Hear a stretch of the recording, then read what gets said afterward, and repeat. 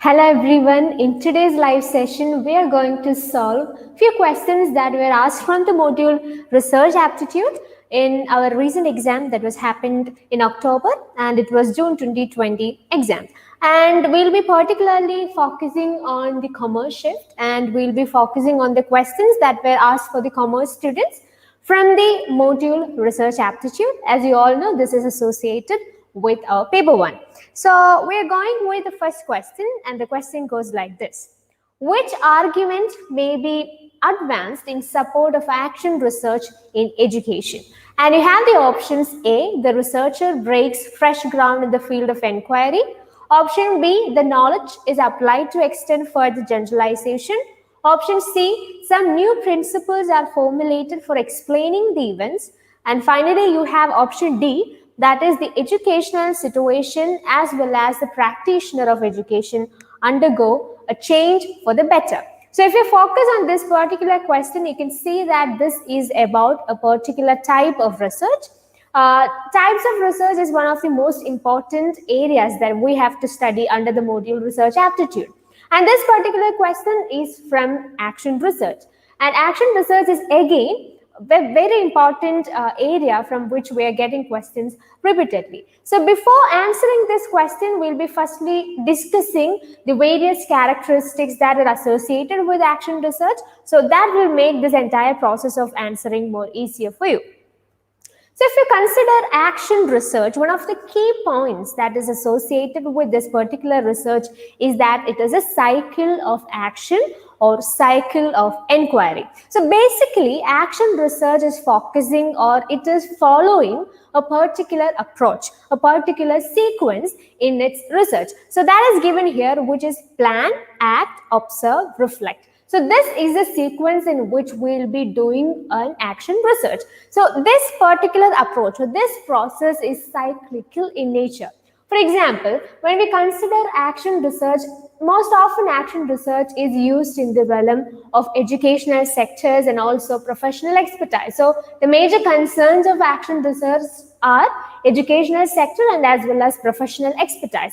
So if we consider an example like this, so a teacher who is planning to have a study on his or her methodology of teaching, or that particular teacher is wants to know how he is teaching or how she is teaching, how is it going, how it is, how much that is useful for the students. Is his or her methodology of teaching or the strategies that they are using is useful for the students, or is that teaching methods are effective for the students?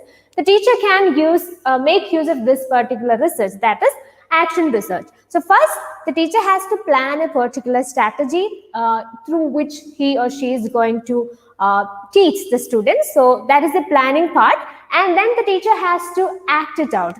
He or she has to plan a particular method, particular strategy that he or she is going to adapt in the classroom, and after that he or she has to act it as he or she has planned.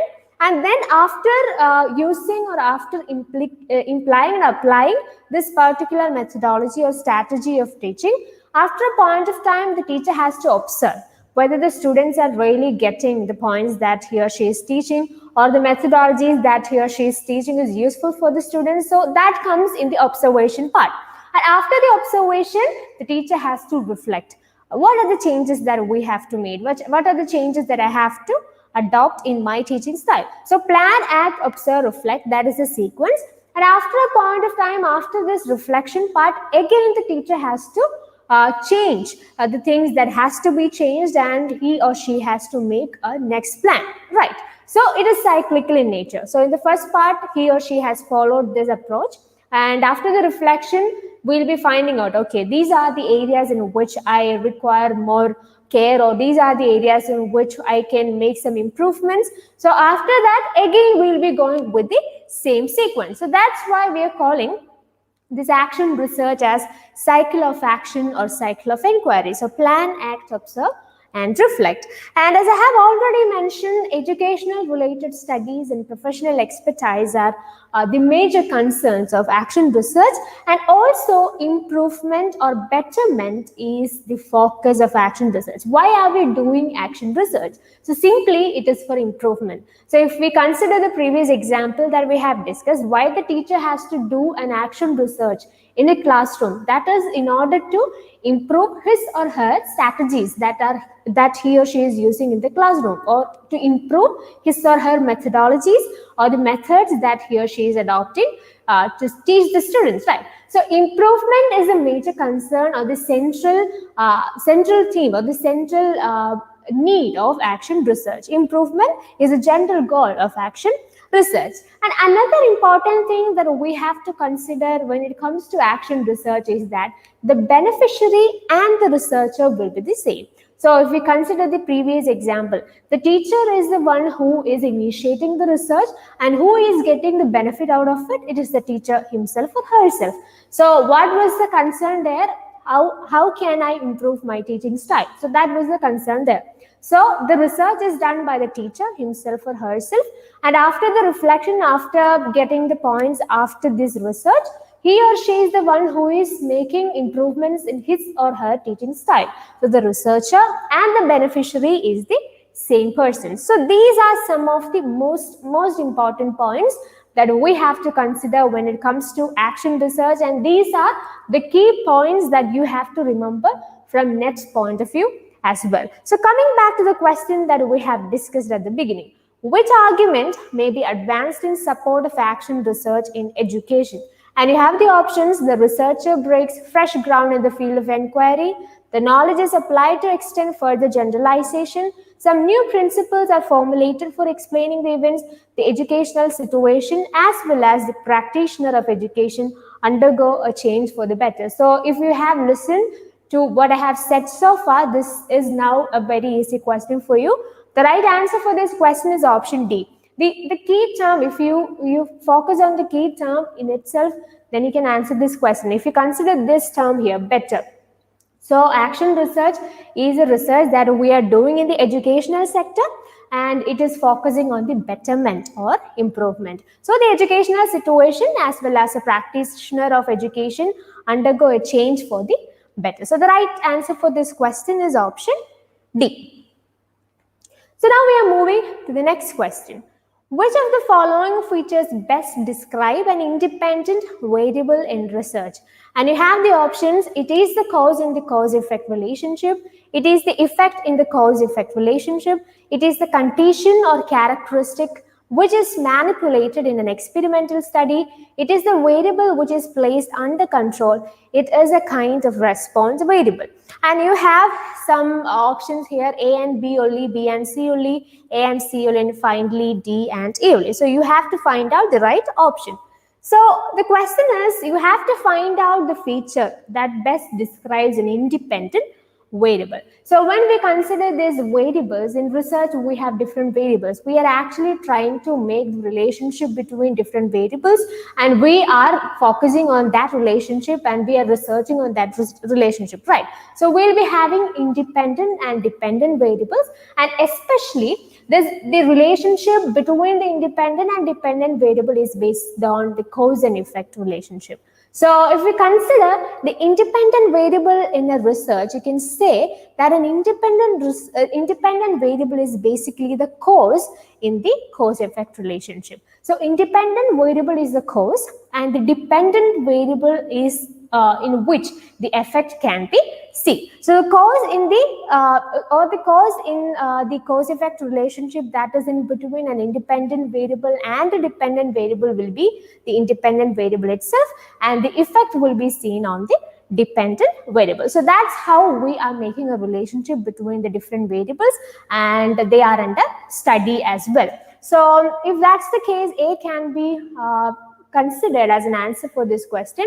It is the cause in the cause and effect relationship. So if we consider an example like this, how a particular natural calamity is affecting the people in a particular area. If that is our study, let's say if we are considering tsunami as an example, or if we consider COVID as an example, how this particular calamity or how this pandemic is affecting a particular group of people.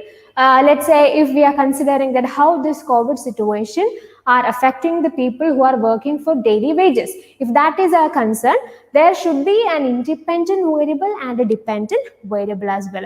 The cause can be considered as the independent variable and the effect can be considered as the dependent variable. So the pandemic, how this pandemic is affecting the people who are working for a daily wage, the pandemic here is the independent variable, and the problems that are faced by the people who are working for daily wages can be seen as the dependent variable. So this particular variable is affecting this particular variable, independent and dependent variable. In that case, we can say that the independent variable is the cause in the cause-effect relationship.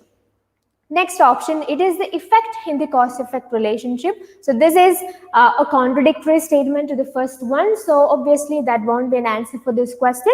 Effect in the cause-effect relationship can be called as the dependent variable. Then it is the condition or characteristic which is manipulated in an experimental study. So we have experimental and ex post facto research. Both of these research types are based on the relationship between an independent variable and a dependent variable, or in other words, we can say it as these are two different researches that are based on the cause and effect relationship. We have experimental and ex post facto research. So what is different in these two research is that in experimental research, we can manipulate the independent variable. That is the difference in between an ex post facto research and experimental research. Both of them are having independent and dependent variable, and it is based on the cause and effect relationship as well. But when it comes to experimental research, we can manipulate the independent variable, but that is not possible in ex post facto research. So if that's the case, it is evident that this will be an answer for this question. It is the condition or characteristic which is manipulated in an experimental study. Next, it is the variable which is placed under control. So that this independent variable can be controlled or manipulated, that's true, but it's not possible in all the cases. If we consider experimental research, we can control and manipulate the independent variable, but that cannot be possible in each and every cases. And then we have option E. It is a kind of different options that is given here. We can say that the best options that you can choose for this particular question is A and C. So if you consider the option here, A and C is option C, so the right answer is C. Moving to the next question. The critical difference between experimental and ex post facto research lies in terms of, we have already discussed experimental and ex post facto research in our previous question itself. If you consider the options here, selection of sample, causal connection between two variables, use of research tools, control and manipulation of independent variables. So I have already discussed, I have already explained this particular idea in our previous question itself. We have two different types of research, experimental and ex post facto research. Both of them are based on cause and effect relationship. We are having independent and dependent variable in both the cases, both the researches, but how they are different, what is the difference in them? In experimental research, we can control and manipulate the independent variable, while in ex post facto research, that kind of a control is not possible. We cannot control or manipulate the independent variable in ex post facto research, but that is possible in experimental research. So the critical difference between experimental and ex post facto research lies in terms of control and manipulation of independent variables. So the right answer for this question is option D. Okay, now we have the next question. From the following, identify those which are called non-probability sampling procedures.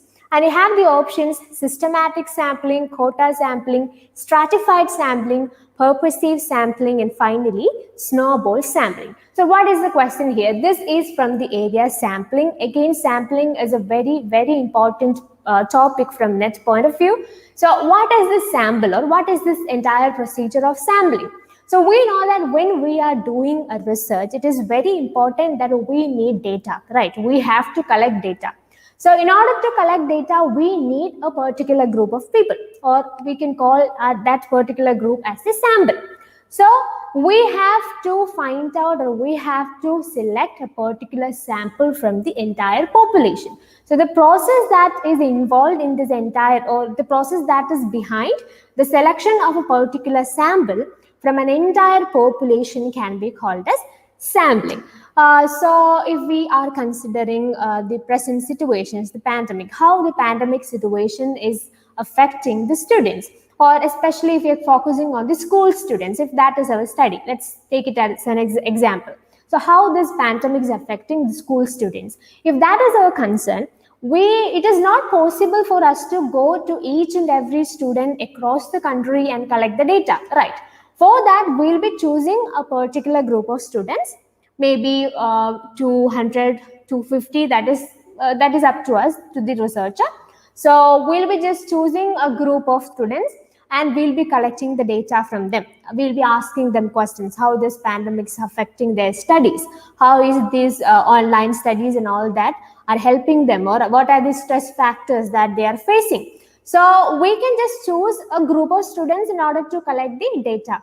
Why it is not possible for us to go to each and every student across the country and collect the data, right? We are choosing a particular group who actually represents the entire student community who is facing this particular pandemic. Okay, so that process or that procedure of selecting a particular group from the entire population can be called as sampling, and this particular group from which we are collecting the data can be called as sample. Okay, that is the idea. And under sampling, if we consider sampling, we have two types of sampling. In that, we have probability sampling as well as non-probability sampling. So what happens in a probability sampling? In probability sampling, each person is having equal chances of being selected to the sample. That means in probability sampling, if we are choosing people, or if we are making a sample which follows the probability sampling, what we're doing, the entire population, each and every person in the population is having equal chances of being selected and being a part of the sample. But when we consider non-probability sampling, the thing is quite different. In non-probability sampling, what happens? The samples are gathered in a process that does not give all the individuals in the population equal chances of being selected. In non-probability sampling, each and every person who is in the population, they are not having equal chances of being selected to this particular sample. So that is the difference between a probability sampling and the non-probability sampling. Please to remember this thing. In probability sampling, each and every person in the population is having equal chances of being selected and being a part of the sample. But when it comes to non-probability sampling, the people is not having equal chances of being selected and being part of a sample. So that is the major difference. And if we consider the various types of sampling under this probability sampling and non-probability sampling, we have various types of samplings. Okay, if we consider probability sampling, the three major types of samplings are simple random sampling, stratified random sampling, and cluster sampling, and also two more, systematic sampling and multi-stage sampling. So this systematic sampling and multi-stage sampling, they are known as quasi-probability sampling, but we are considering it under this probability sampling itself. So if we are given a few options, 4 or 5 options, and if you're asked to find out the probability samplings from the options, if you have systematic or multi-stage sampling in your question paper, you can just consider it as a part of probability sampling. There is nothing wrong in that. So probability sampling, simple random sampling, stratified random sampling, cluster sampling, systematic sampling, and multi-stage sampling. And please make sure that please do keep this in your mind. In this probability sampling itself, you have 3 major probability sampling and also some quasi-probability samplings as well, which includes systematic sampling and multi-stage sampling. And when we consider non-probability sampling, these are the major type of non-probability sampling. What are they? Convenience sampling, purposive sampling, quota sampling, snowball sampling, and dimensional sampling. So these are the major type of non-probability sampling. So we have discussed what is a sample, what is sampling, and we also discussed about the two different types of samples or sampling, probability sampling and non-probability sampling. And we have also discussed about the various types of sampling which comes under both these categories as well. So now coming back to the question that were discussed, from the following, identify those which are called non-probability sampling procedures. So we have to find the non-probability sampling procedures from the options, and we have the options: systematic sampling, quota sampling, stratified sampling, purposive sampling, and snowball sampling. So from what we have discussed so far, we already know that systematic sampling and stratified sampling, both these are examples for probability sampling. So the question is about non-probability sampling. So which are the types? Quota sampling, purposive sampling, and snowball sampling. So option B, D, and D, that is option C. Okay. Moving towards our next question. Given below are two statements, and we are given two statements, and we have to find out which of the statements are true, whether both the statements are true or whether both the statements are false. So that kind of question.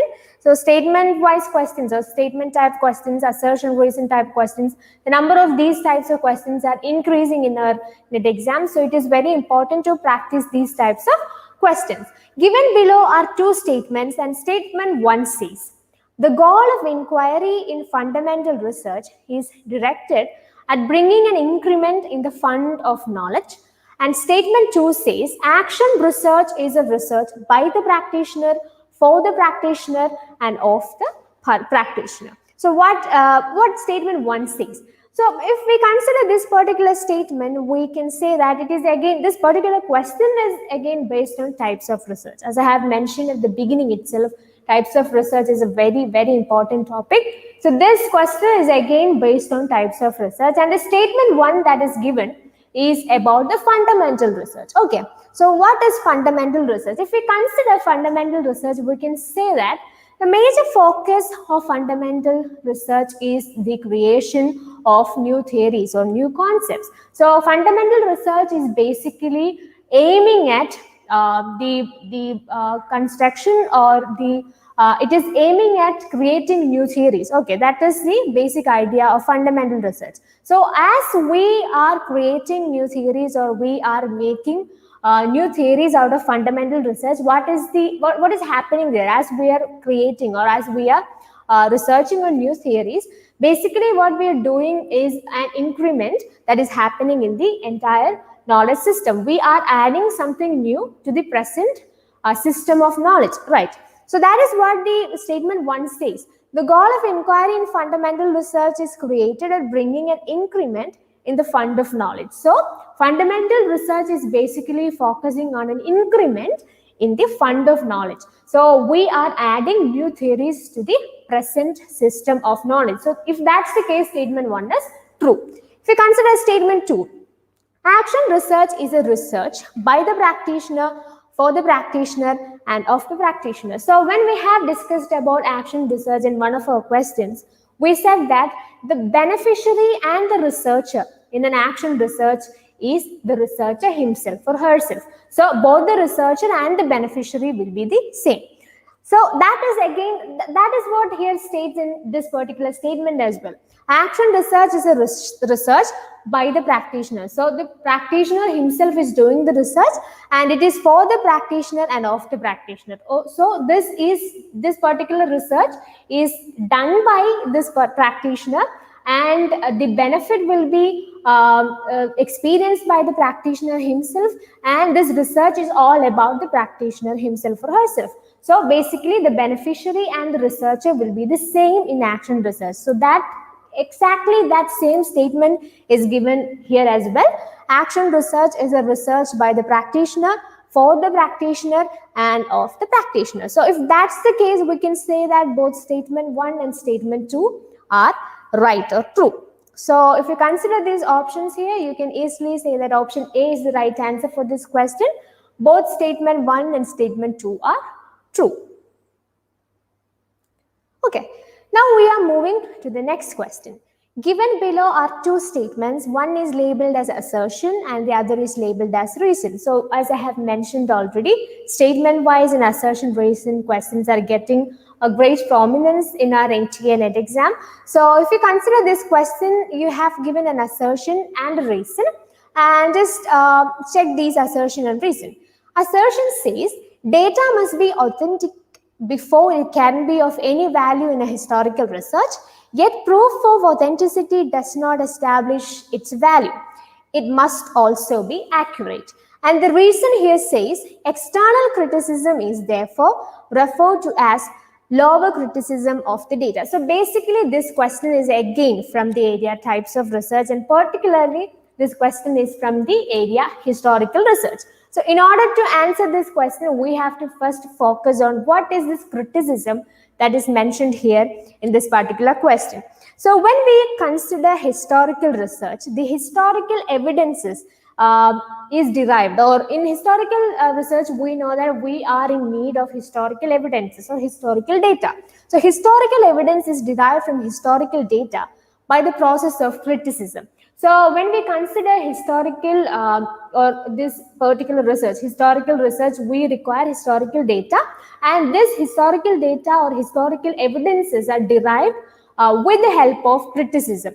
And this criticism can be termed, or it can be categorized into two groups. We have both external criticism and internal criticism. These are two different criticisms that we're using in order to collect data, historical data in a historical research. Okay, if that's the case, what is an external criticism and what is an internal criticism? So external criticism refers to the authenticity of the document. Once a document has been determined to be genuine, researchers need to determine if the content is accurate. So basically what we are doing, when we are going and collecting a data from a historical data source, first, we have to ensure that this particular source is authentic. So that is the first step that we have to check. When we are going and collecting a data, it is not prescribed that we are just going and collecting data from anywhere that is convenient for us, right? We have to make sure that the source from which we are collecting the data should be authentic. So the first step that we have to consider is the data source I am using is authentic. So for that, we'll be using external criticism. So external criticism refers to the authenticity of the document. The authenticity of the document is very important when it comes to historical research in which we are collecting data, historical data. So that is the first part, external criticism. So after we make sure that, okay, this particular data source is authentic, this document is authentic, again we have to make sure that the data that is given in this particular source is accurate as well. So that comes as the next step. So once a document has been determined to be genuine, or you can call it as authentic, researchers need to determine if the content is accurate. So the first step is we have to make sure that this particular document or this particular source is authentic. So that process can be called as external criticism. You can make sure that who is the author of this book, from where you are getting this particular document. So these are the various things that you can make sure of. So that is external criticism. You are focusing on the authenticity. So after you make sure that this document is authentic, then you have to make sure that what that is written on this book or in this particular document is accurate. So that comes as the next part, that is internal criticism. So both these criticism together these two criticisms are required when we are doing a historical research, when we are collecting a historical data. And again, this external criticism is called as the lower criticism. In external criticism, we are making sure that this particular document or this particular source is authentic. That can be called as lower criticism. And then we have internal criticism. We are going into the document and we are making sure that the content that is mentioned here is accurate. So that criticism can be called as higher criticism. So the question that we have discussed is based on this particular area, historical research, and the various criticisms that are associated with this particular research type. So again, coming back to the question, if you consider option A, if you consider the assertion here, what the assertion says, data must be authentic before it can be of any value in a historical research. So it says that the data that we are collecting should be authentic. If it is not authentic, it is not having any value in a historical research. That is what it says here. The data that we are collecting should be authentic, otherwise that is not having any value. Okay. Yet, proof of authenticity does not establish its value. It must also be accurate. And then it says that we already said, okay, if we are collecting a data for historical research, it should be authentic, otherwise it does not have any value. But still, even though if it is authentic, it has to be accurate, then only it is getting the entire value, right? That means if you're collecting unauthentic data, it is not getting any value. You have to make sure that you're collecting data from an authentic source. That is the first step. But still, if you're collecting the data from an authentic state, still you have to make sure that the data is accurate. Then only you can make sure that what you're collecting for this particular research is having any value. So authenticity is very important, but authenticity alone would not give any value to your data. So authenticity has to be made sure, and also you have to make sure that the data that you have collected is accurate. That is assertion here. So that is very true. That is a true statement that is given as the assertion. And then we consider the reason here. External criticism is therefore referred to as lower criticism. It says that we already mentioned that external criticism is mentioned as lower criticism and internal criticism is mentioned as higher criticism. Why this external criticism is mentioned as lower criticism? We said that external criticism focuses only on the authenticity, and the assertion says authenticity is required, but authenticity alone cannot give any value to your data. So you have to focus on the accuracy as well. So external criticism is the lower criticism. It is focusing on the authenticity, and you have to focus on the accuracy as well. It is possible only through internal criticism, and that's why internal criticism is called as higher criticism and external criticism is called as lower criticism. If that's the case, both the assertion and reason are true, and reason actually justifies the assertion that is given here. So if that's the case, the right answer for this question is option A, that is both A and R are correct, and R is the correct explanation of A. Okay. So in today's live session, we have discussed a few questions that were asked from the module Research Aptitude in our recent exam, and we were particularly concentrating on the shift that, or we were particularly focusing on the commerce shift, the questions that were asked for the commerce students. So I hope this particular live session will be helpful for you in your preparations. Thank you.